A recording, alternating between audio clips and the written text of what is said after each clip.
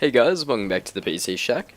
Now, today I'm going to do another climbing the ladder episode, but it's going to be different. I've considered changing this series for a while now, and I'm actually going to do it because no one really wants to be seeing full gameplay commentaries. Like, it's not exactly the most unique thing and the most fun thing to watch unless it's a diamond or a challenger player. So, decided to change up this series a little bit, and instead of being full gameplay commentaries with like me trying to explain things like while playing, I'm just going to have like weekly highlights running in the background, and I'm going to be talking about like my solo queue progress and tips of how I'm climbing, and also sharing my thoughts about the meta from a high plat person's perspective.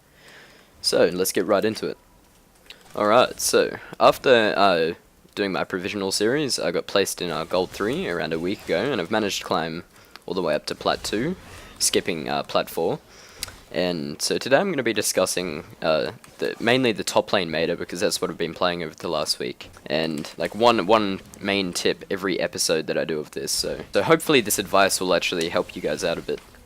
So, today's tip for this episode is to just play strong, reliable laners, and this goes for any lane, but mainly top. Just to play laners that you're comfortable with, and that have some form of like high crowd control that's going to scale into the late game. Which leads me on to discussing my top three champions for top lane this week.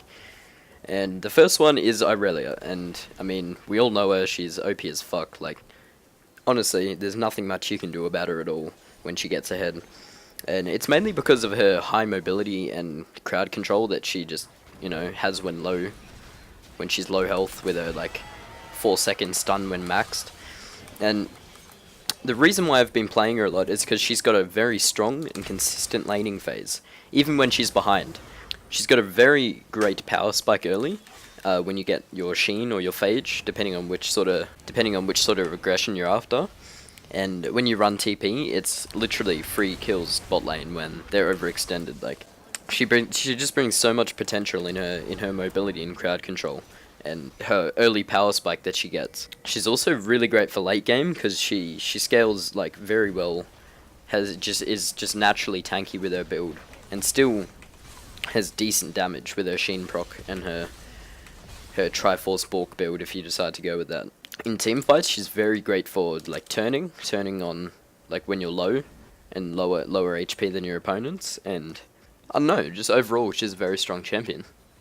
And next up, following the trend for strong, reliable laners, is Maokai. And I just really love this guy at the moment. He's, for the same reason as Irelia, like super overpowered for his like crowd control and like huge team fight impact that he brings. And I don't know, I just like him because he's more of a sleeper pick. Like, even though he's played a lot more at higher elo, people at lower elos, like in Platinum, seem to just underestimate his damage. Like, I don't know, like for example, in this clip with Annie right here, she just tries tower diving me and she did not expect how much damage I could have brought out onto her. He's a really good wave clearer, surprisingly. You just EQ the wave, and if it's a larger wave, you can just put your ultimate up as well, because that provides some pretty decent damage.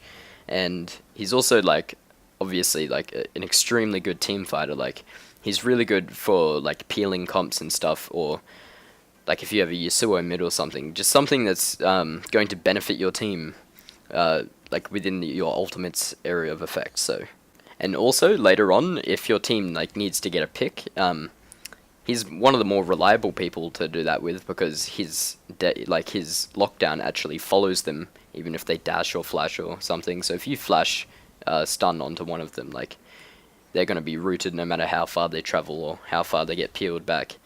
So it's really good for getting into their backline. And lastly for this episode, probably my favourite champion to play at the moment is Gnar. For pretty much for the same reasons as Maokai and Irelia.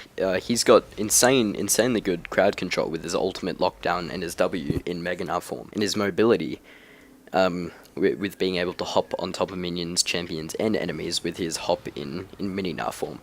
He's got good harass in lane. He's good against more of the tanks and people that can't close the gap on him.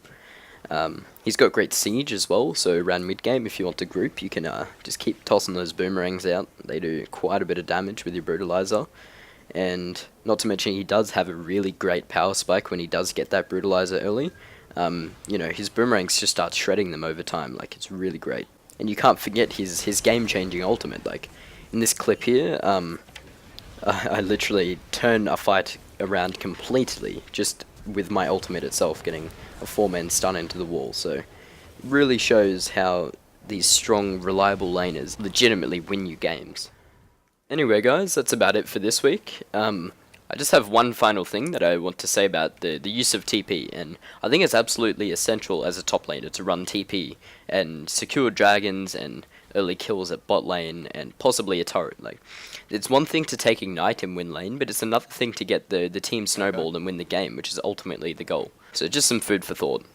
So I hope you guys have enjoyed this new format for climbing the ladder. I mean, I certainly think that it's a much better way to express my thoughts about solo queue and, you know, actually show you guys how I'm climbing. And what a better way to climb than to actually teach people while I'm doing it and help other people achieve their goals. So anyway, thanks for watching. I'll be launching my new MOBA Mondays series tomorrow.